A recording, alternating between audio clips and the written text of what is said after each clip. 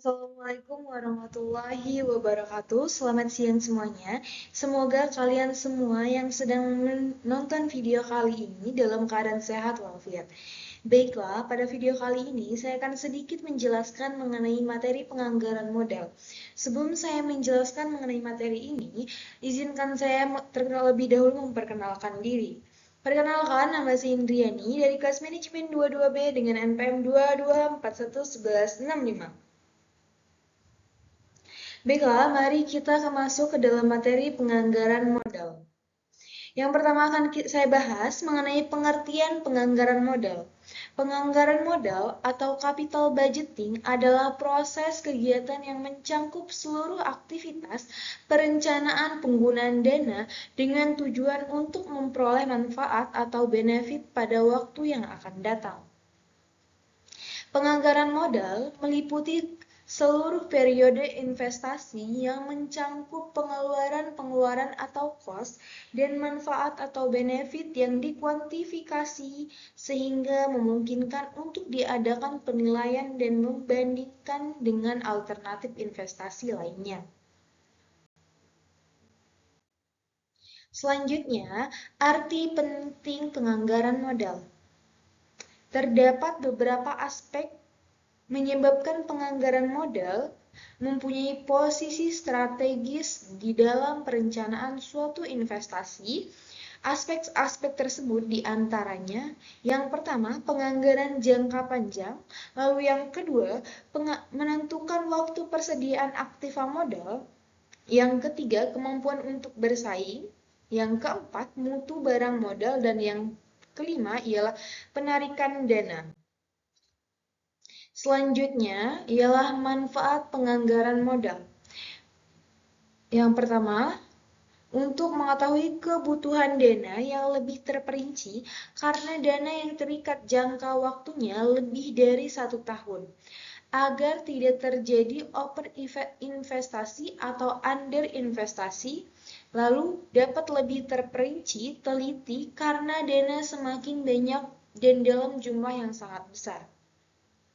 D. Mencegah terjadinya kesalahan dalam decision making. Selanjutnya, tahap-tahap penganggaran modal. Yang pertama, biaya proyek harus ditentukan, lalu manajemen harus memperkirakan aliran kas yang diharapkan dari proyek termasuk nilai akhir aktiva.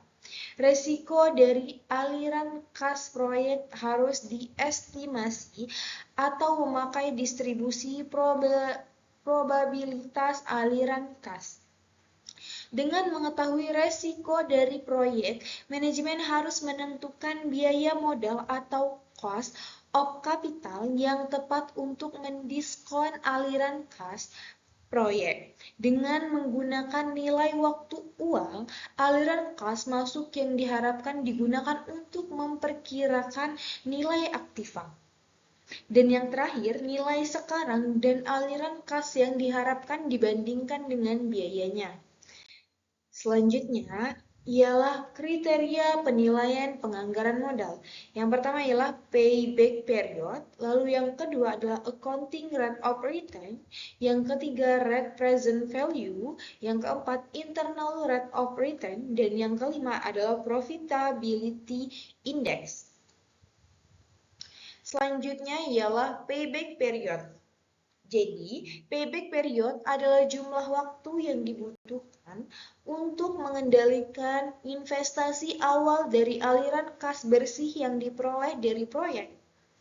Kriteria penerimaan investasi yang pertama, payback period, besar umur investasi sama dengan proyek tidak layak dilaksanakan. Payback period, kecil umur investasi sama dengan proyek layak dilaksanakan. Selanjutnya ialah accounting rate of return, merupakan metode yang mengukur besarnya tingkat keuntungan dari investasi yang digunakan untuk memperoleh keuntungan. Kriteria penerimaan investasi AAR besar coach dibagi diskon faktor sama dengan proyek layak dilaksanakan. Atau AR kecil coach dibagi diskon faktor sama dengan proyek tidak layak dilaksanakan. Selanjutnya, net present value. Metode untuk mencari selisih antara nilai sekarang dari aliran kas neto atau proceed dengan nilai sekarang dari suatu investasi atau cost outlay. Kriteria penerimaan investasi NPV sama dengan positif sama dengan proyek layak dilaksanakan. NPV sama dengan negatif sama dengan proyek tidak layak dilaksanakan. Selanjutnya, internal rate of return. Merupakan metode yang menyamakan nilai sekarang dengan nilai investor awal proyek tersebut.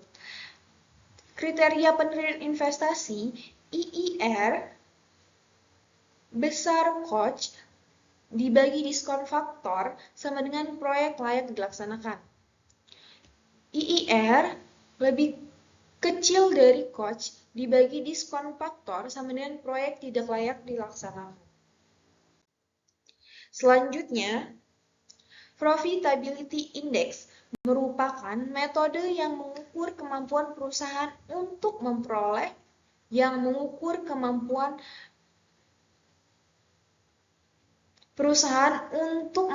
proyek yang dilaksanakan.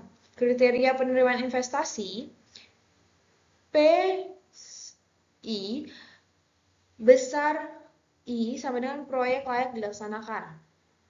PI kecil I sama dengan proyek tidak dilaksanakan. Selanjutnya, resiko dalam penganggaran modal. Pada dasarnya, ada dua metode untuk memasukkan pertimbangan resiko ke dalam penganggaran modal, yaitu A. Metode certainly equivalent atau CE. Metode ini memasukkan resiko pada arus kas proyek dan tidak pada tingkat diskon. Namun, kelemahan dari metode ini adalah faktor subjektif dalam menentukan CE sangat tinggi karena setiap orang punya pandangan dan keengganan terhadap resiko yang berbeda. Kelebihan CE adalah kita dapat mempertimbangkan resiko yang tidak sama setiap tahun. B. Metode risk adjusted discount rate atau RADR. Metode risk memasukkan unsur resiko ke dalam diskon rate. Menurut metode ini, untuk menghitung NPV suatu objek, kita tetap menggunakan diskon rate yang sesuai dengan resiko proyek. Metode CE sederhana dan mudah dimengerti, namun RADR lebih sering digunakan karena mudah diperkirakan berdasarkan data yang ada pada pasar daripada kas CE. Baiklah, mungkin itu saja presentasi dari saya. Jika terdapat kesalahan, saya mohon maaf. Saya akhiri dengan wassalamualaikum warahmatullahi wabarakatuh.